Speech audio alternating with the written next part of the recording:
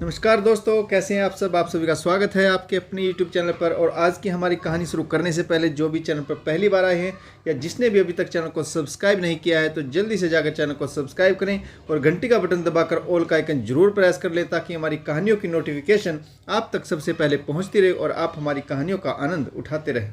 तो दोस्तों, अगर आपको हमारी कहानियाँ अच्छी लगती हैं, लाइक शेयर और कमेंट्स करना ना भूलें ताकि हमारा भी हौसला बढ़ता रहे और हम आपके लिए ऐसी ही नई नई कहानियाँ लेकर आते रहें। तो चलिए शुरू करते हैं आज की एक और बेहतरीन कहानी।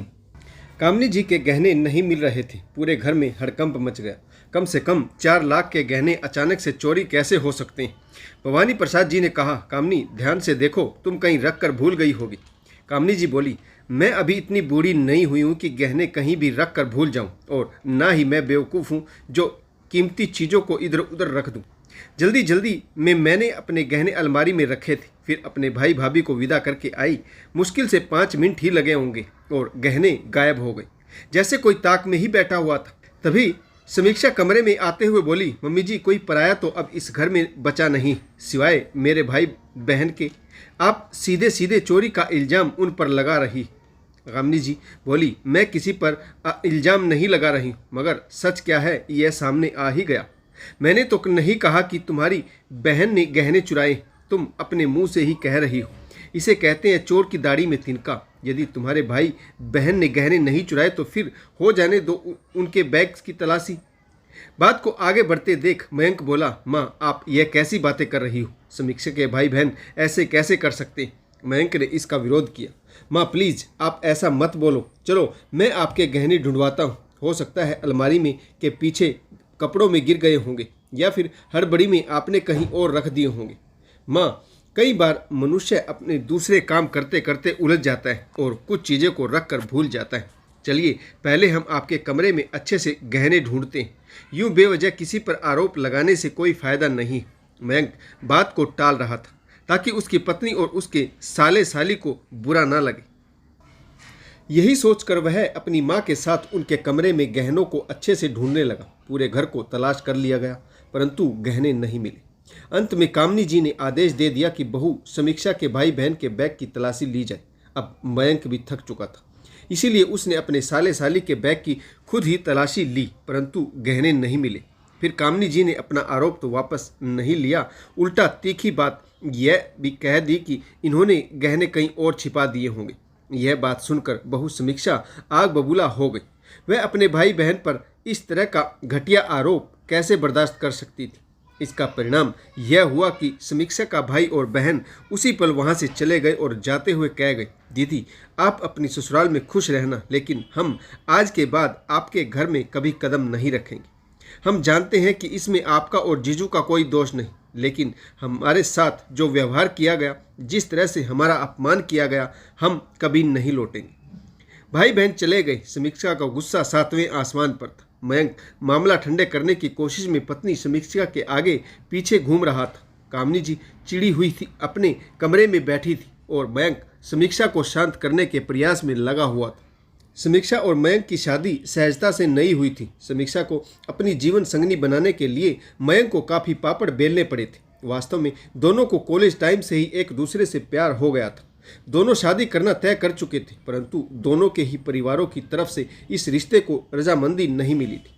काफ़ी मान मनोहर और इमोशनल ड्रामे के बाद किसी तरह से समीक्षा के घरवाले तो इस शादी के लिए सहमत हो गए थे, परंतु मयंक के घरवालों की सहमति अभी भी इस विषय पर नहीं बनी थी। मयंक की मां कामनी देवी किसी भी हाल में गैर जाति की बहू को अपने घर में लाने के लिए तैयार नहीं थी। उनका कहना था कि कल को मयंक के छोटे भाई पर भी इसका असर पड़ेगा, वे भी इसी तरह का कदम उठाएंगे, इसीलिए उन्होंने मयंक को इजाज़त नहीं दी थी। मयंक के पिताजी इस मामले में थोड़े उदार विचारों के थे। उनके लिए बेटे की खुशी ज़्यादा मायने रखती थी। उनका सहयोग पाकर ही मयंक ने समीक्षा के साथ कोर्ट मैरिज की थी। कामनी जी को जब इस बात का पता चला कि पतिदेव ने भी बेटे के साथ में उसका साथ दिया है तो उन्होंने मुंह फुला दिया था। कामनी जी को इस बात का भी बहुत गुस्सा था कि वह अपने सबसे बड़े बेटे की शादी का हिस्सा नहीं बन पाई। बड़े बेटे की शादी को लेकर एक माँ के दिल में बहुत सारे अरमान होते हैं और कामनी जी के सभी सपने धरे के धरे रह गए थे। कुछ दिन इसी तरह से बीत गए। समीक्षा घर में बहू बनकर आ चुकी थी, लेकिन घर में शादी की रौनक नहीं हुई थी। न ही रिश्तेदारों को न्योता दिया गया और न ही कोई रस्मों रिवाज हुई और नई बहू का गृह प्रवेश भी नहीं हुआ। घर में खुशी और का माहौल नहीं बना और बड़े बेटे की शादी भी हो गई। शादी कुछ ऐसी परिस्थितियों में हुई थी, इसीलिए कामिनी जी अलग कमरे में बंद रहती, बहू से ज़्यादा बातें नहीं करती। मयंक हमेशा की तरह ऑफिस चला जाता और समीक्षा अपने कमरे में बंद रहती। देवर और नंद का अधिकतर समय कॉलेज में ही बीतता था। समीक्षा सोचती रहती थी कि वह घर के हालातों को कैसे नॉर्मल करे।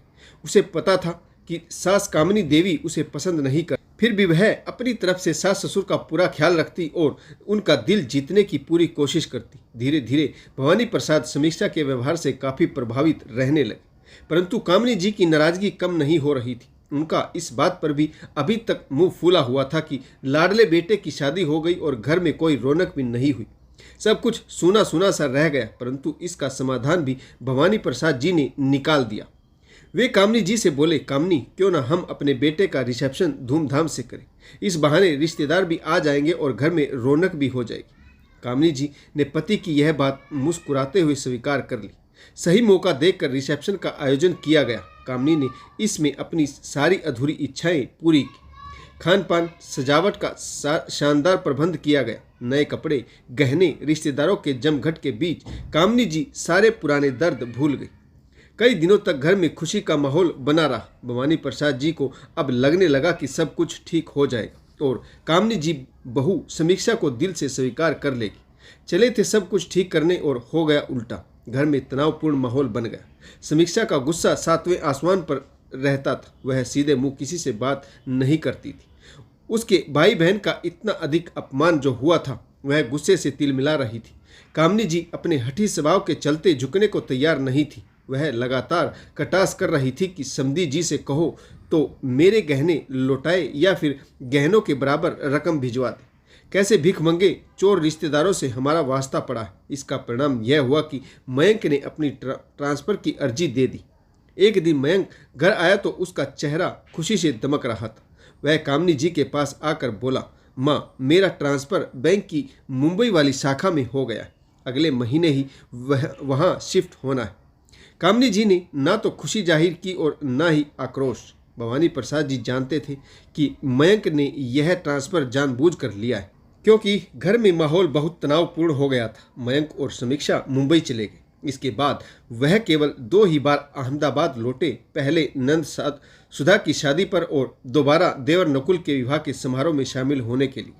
उस समय भी कामिनी जी और समीक्षा के बीच आपसी तनाव साफ झलक रहा था। इन बीते सालों में समीक्षा और मयंक का एक बेटा हुआ। अब वह 6 वर्ष का हो चुका था। एक दिन मयंक के पास उसके पिता भवानी प्रसाद जी का फ़ोन आया। वे बोले, बेटा, तुम्हारी माँ बहुत बीमार है, उसे आंतों का कैंसर हुआ है। डॉक्टर ने तुरंत थेरेपी और इलाज के लिए बोला है। वह काफ़ी दिनों से कुछ नहीं खा पा रही और ना ही उसे कुछ पच रहा है। खून की वोमिटिंग भी करती। मैं अकेला यह सब कैसे मैनेज करूँगा। मयंक बोला, पापा, आपने नकुल से बात की? तो वे बोले, बेटा, नकुल कह रहा था कि उसकी 4 महीने की ट्रेनिंग बाकी है और बहू भी कामकाजी, वह अपनी नौकरी से छुट्टी नहीं ले सकती। मैंने सुधा से भी बात की। वह कहने लगी कि उसके दोनों बच्चे छोटे, माँ को परेशान करेंगे, माँ को बीमारी में आराम नहीं करने देंगे और वैसे भी गर्मी का मौसम है और बच्चे परेशान हो जाएंगे। सुधा ने भी आने में असमर्थता जताई।